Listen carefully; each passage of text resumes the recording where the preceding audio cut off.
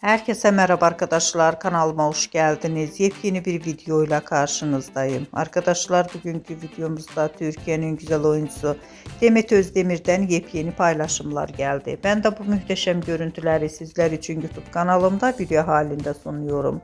Umarım beğenirsiniz. Arkadaşlar, videomu beğendiyseniz kanalımı izlemeyi ve bildirim butonuna basmayı unutmayın.